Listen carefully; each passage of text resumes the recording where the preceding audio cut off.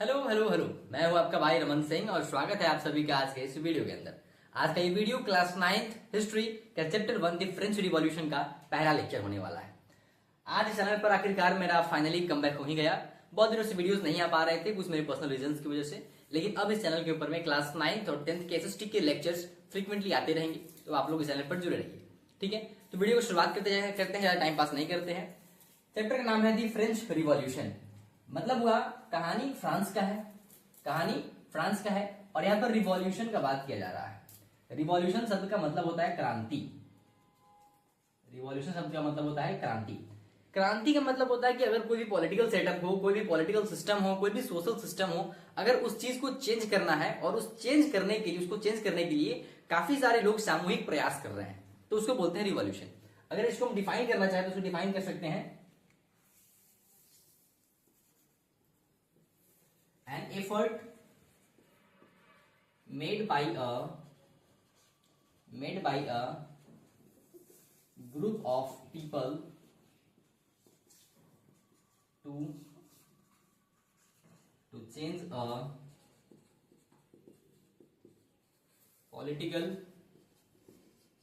or social condition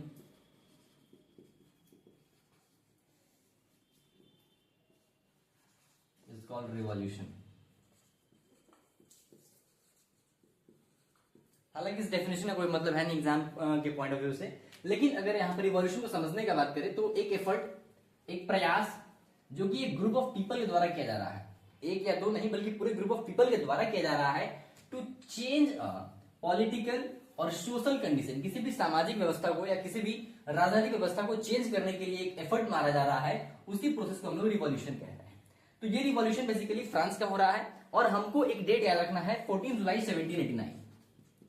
14 जुलाई 1789। ये video अगर आप लोग देख रहे हैं तो पूरा वीडियो देख लीजिए, नोट्स बनाने की जरूरत नहीं है। नोट्स आपको हम अपना एनोटेड नोट्स जो है अपने टेलीग्राम चैनल पर डाल देंगे, वहां से आप उसको लेकर लिख लीजिएगा। ठीक है, सिर्फ आप वीडियो देखिए। ये डेट याद रखना है 14 जुलाई 1789। अब हमको देखना है इस चैप्टर में कि इस तारीख पर क्या हुआ था, इस दिन आखिर क्या हुआ था, कौन सा इवेंट हुआ था। उसके बाद देखना है कि इस तारीख से पहले फ्रांस की क्या स्थिति थी। 14 जुलाई 1789 से पहले फ्रांस की क्या स्थिति थी और इस तारीख पर क्या होता है, और इसके बाद में जो है, इसके बाद में फ्रांस में क्या कुछ चेंज होता है, उसके बारे में बात करना है। एक डेट है 14 जुलाई 1789, बात को समझिएगा। 14 जुलाई 1789 के दिन फ्रांस में क्या होता है और उससे पहले फ्रांस का क्या कंडीशन था, उसके बाद में फ्रांस में क्या चेंज आता है, इन चीजों के बारे में हमको इसमें पढ़ना है। ठीक है, अब एक बात समझ लीजिए, फ्रांस का बात कर रहे हैं तो फ्रांस देखिए, फ्रांस में पहले जो है मोनार्की था। फ्रांस में पहले मोनार्की था। मोनार्की का मतलब होता है राजतंत्र, यानी कि जहां राजा महाराजा वाला जो सीन होता है उसको बोलते हैं मोनार्की। ठीक है, और उसके बाद में सबसे लास्ट में मोनार्की, फ्रांस में सबसे लास्ट में होता है रिपब्लिक। रिपब्लिक का मतलब होता है गणतंत्र। रिपब्लिक का मतलब होता है गणतंत्र। ठीक है, तो ये मोनार्की से रिपब्लिक तक का जो रास्ता था, ये रास्ता जो तय किया गया, ये फ्रेंच रिवॉल्यूशन के द्वारा किया गया। यानी कि फ्रांस में जो मोनार्की से जो रिपब्लिक, जो लोग जो सिस्टम जो चेंज हुआ, यानी मोनार्की से रिपब्लिक तक जो कन्वर्ट हुआ जो फ्रांस, ये बेसिकली फ्रेंच रिवॉल्यूशन की वजह से ही हुआ था। ठीक है, अब यहां पर एक रिपब्लिक है और एक शब्द आता है डेमोक्रेसी। डेमोक्रेसी का हिंदी मीनिंग होता है लोकतंत्र और रिपब्लिक का हिंदी मीनिंग होता है गणतंत्र। ठीक है, दोनों लगभग सेम लग रहा है, लेकिन इस दोनों शब्द में डिफरेंस है। उस डिफरेंस के बारे में हम लोग पढ़ेंगे सिविक्स में, इसमें इसको नहीं डिस्कस करते हैं। ठीक है, हम लोग कहानी को भी स्टार्ट करते हैं, आगे बढ़ते हैं कहानी को। इस तारीख पर फ्रांस में क्या हुआ था, हम बोर्ड इरेज करते हैं, एक मिनट। हाँ, तो आगे बढ़ते हैं।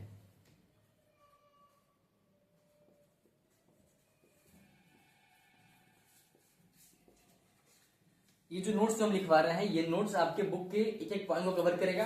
दूसरी बात ये है कि सारा चैप्टर कंप्लीट होने के बाद में लास्ट में एक वीडियो आएगा जिसमें कि कौन कौन से टॉपिक से कहां से क्वेश्चन बन सकते हैं, हम उन चीजों को डिस्कस करेंगे। बीच बीच में उसको नहीं लाएंगे, हम क्वेश्चन को सबसे लास्ट में कवर करेंगे, पहले पेपर को कंप्लीट करते हैं। समय था मॉर्निंग का, ऑन द मॉर्निंग ऑफ 14 जुलाई। तारीख याद रखिएगा, तारीख काफी इंपॉर्टेंट है। ऑन द मॉर्निंग ऑफ 14 जुलाई 1789, ये जगह था पेरिस। पेरिस फ्रांस की राजधानी है। पेरिस शहर का नाम है। पेरिस में तारीख है 14 जुलाई 1789 और समय है सुबह का। ठीक है। City was alarmed, city was alarmed, शहर में काफी चहलकदमी थी, काफी चहल पहल थी वहां पर। रीजन ये था कि soldiers they are moving into the city, soldiers को यहां पर ट्रूप्स लिखा गया है। ट्रूप्स शब्द का मतलब ही सोल्जर्स ही होता है। तो soldiers were moving into the city, राजा का आदेश था, राजा ने बोला था सैनिकों को कि आप जाइए और जाकर शहर में घूमिए। तो ये लोग शहर में घूम रहे थे। इसी बीच एक अफवाह होता है, rumours.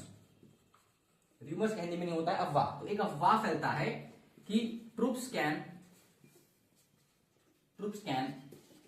Open fire upon the citizen. कहानी को समझिएगा, पहले से बनाते फ्लो चार्ट, फिर कहानी समझाएंगे आपको। उसके बाद क्या होता है, about 7,000 men and women gathered in front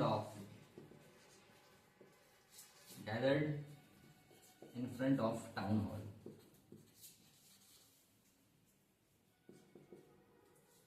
Next है, they broke into number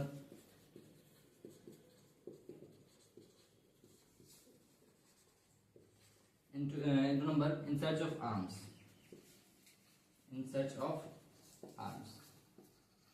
फिर क्या होता है, several hundred peoples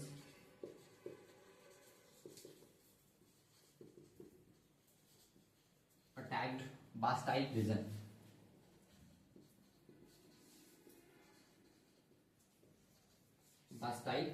अब देखिए कहानी समझिए। सुबह का समय है, तारीख है 14 जुलाई 1789। समय याद रखिएगा, 14 जुलाई 1789 सुबह का समय है। पेरिस शहर था और शहर में काफी चहलकदमी थी। चहलकदमी इसलिए थी क्योंकि शहर में सोल्जर्स या फिर ट्रूप्स मूव कर रहे थे। राजा का आदेश था, ये लोग मूव कर रहे थे। तो जब शहर में जब ये लोग मूव कर रहे हैं तो उसी बीच एक अफवाह उड़ता है, एक अफवाह फैलता है कि troops can open fire upon the citizens, यानी कि जो सैनिक है वो कभी भी किसी भी समय जो है पब्लिक पर ओपन फायरिंग कर सकता है। और इसी डर से, इसी अफवाह की वजह से लगभग 7,000 लोग जमा होते हैं, gathered in front of town hall. Town hall basically एक सरकारी बिल्डिंग है, या फिर आप कोई भी राजा का कोई संस्था समझ सकते हैं, टाउन हॉल। इसके सामने में लगभग 7,000 लोग जमा होते हैं। और जब इतने लोग जब जमा हो गए, लगभग 7,000 लोग जमा हो गए, तो 7,000 लोग, 7,000 दिमाग 7,000 प्रकार से काम करेगा। तो उसमें से काफी लोग जो है हथियार के खोज में जहां तहां घूमना शुरू करते हैं, क्योंकि ये लोग जो जमा होते हैं, ये लोग जमा होते हैं राजा के खिलाफ लड़ाई लड़ने के लिए। ठीक है, तो अगर इनको लड़ाई लड़ना है, राजा के खिलाफ जाना है, तो इनको हथियार की जरूरत पड़ेगा। तो ये लोग हथियार ढूंढना शुरू करते हैं जहां तहां। ठीक है, अब इसी 7,000 लोग में से कुछ सैकड़ों लोग एक बास्टाइल प्रिजन नाम का एक जेल है। बास्टाइल नाम का एक जेल है। प्रिजन शब्द का मतलब ही होता है जेल। प्रिजन शब्द का मतलब होता है जेल। तो बास्टाइल नाम का जो एक जेल है उस पर ये लोग अटैक करते हैं, और अटैक करने के बाद में वहां पर होता है लड़ाई होता है। उसमें जितने भी कैदी होते हैं, कैदी को छोड़ दिया जाता है। ये हम आगे लिखवा रहे हैं, जितने भी कैदी होता है उस कैदी को छोड़ दिया जाता है। जो उसके कमांडर थे उस कमांडर को मार दिया जाता है। उसके बाद में उसमें जितने भी आर्म्स थे, जितने भी हथियार थे, उन हथियार को वहां से लूट लिया जाता है। इसको रेस करते हैं, फिर लिखते हैं आगे। चलिए तो आगे लिखते हैं। तो 7,000 लोग में से जो है जाकर के बास्टाइल प्रिजन पे अटैक कर देते हैं। और जितने लोग बास्टाइल प्रिजन पे अटैक करते हैं उसका रिजल्ट क्या होता है, जब कोई भी व्यक्ति या फिर जब कोई भी ग्रुप अगर किसी जेल पर अटैक करेगा तो जेल के जो अधिकारी होंगे, जेल के जो सैनिक होंगे, उनसे लड़ाई होगा। तो लड़ाई होता है वहां पर। अब देखिए, लड़ाई होता है तो result of are the fight, यानी कि हथियार वगैरह की हेल्प से लड़ाई होता है। जब लड़ाई होता है तो सबसे पहले commander of the jail was killed, jail के कमांडर को मार दिया जाता है। दूसरी बात, प्रिजनर्स वर रिलीज्ड,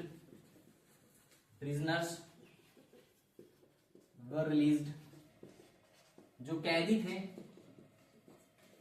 कैदी थे उनको छोड़ दिया जाता है। और तीसरी बात, जितने भी वहां पर आर्म्स थे एंड एम्यूनिशंस थे, जितने भी वहां पर हथियार, गोला बारूद, जितना भी चीज था उसको वहां पर लूट लिया था, वर लूटेड। ठीक है, अब देखिए यहां पर क्या हुआ कि वहां से 7,000 लोग जमा होते हैं टाउन हॉल के पास। उसमें से कुछ लोग टूट करके जहां तहां फैलना शुरू करते हैं हथियार की तलाश में, और उसी में से कुछ लोग जो है बास्टाइल प्रिजन पर अटैक करते हैं। और जब बास्टाइल प्रिजन में जब अटैक करते हैं तो उस जेल के अधिकारियों से इनका लड़ाई होता है, और लड़ाई का रिजल्ट ये होता है कि जेल के कमांडर को मार दिया जाता है। दूसरी बात, जो कैदी है उनको छोड़ दिया जाता है, उनको भगा दिया जाता है। और तीसरी बात, आर्म्स एंड एम्यूनिशन यानी कि हथियार और जो गोला बारूद थे उनको वहां पर लूट लिया जाता है। ठीक है, अब इसके बाद में फ्रांस में काफी सारा केस होता है, काफी सारा इंसिडेंट होता है, काफी सारा इवेंट होता है, जिसकी वजह से हमारा ये फ्रेंच रिवॉल्यूशन होता है। तो ये रहा इस चैप्टर का इंट्रोडक्शन वीडियो। अब अगले वीडियो में हम लोग बात करेंगे इसी चैप्टर के अगले टॉपिक के बारे में, जिसका नाम है the French society during the late 18th century. ठीक है, यानी कि फ्रांस में 18वीं शताब्दी के समय उसका समाज कैसा था, वहां सोसाइटी कैसा था, उसके बारे में बात करेंगे हम लोग। राजा साहब के बारे में बात करेंगे, राजा साहब की शादी करवाएंगे, उनकी बर्बादी करवाएंगे, और पूरा मतलब बढ़िया मस्त मूवी की तरह इसको देखेंगे। ठीक है, हिस्ट्री सब्जेक्ट की एक खूबसूरत बात यह है कि अगर आप इसको ढंग से पढ़ेंगे, अगर आप इसको एक रिदम से पढ़ेंगे, तो आपको लगेगा पूरा एक मूवी चल रहा है, एक वेब सीरीज चल रहा है। और अगर आप बीच में आपका रिदम खराब हुआ तो फिर आपको ये बोरिंग लगना शुरू हो जाएगा, आपको इस क्लास में नींद आना शुरू हो जाएगा। ठीक है, खैर हम लोग बोरिंग नहीं बनाएंगे, हम लोग इस क्लास को, हम लोग इस चैप्टर को, पूरे हिस्ट्री को हम लोग इंटरेस्टिंग वे में पढ़ेंगे। खैर मिलते फिर अगले वीडियो में अगले टॉपिक के साथ, तब तक के लिए जय हिंद जय भारत। बस आपसे एक दरख्वास्त है कि आप इस वीडियो को अपने मित्रों तक पहुंचा दीजिए, उनको शेयर कर दीजिए, चैनल को सब्सक्राइब कर लीजिए और कमेंट में बताइए वीडियो आपको कैसा लगा। जय हिंद।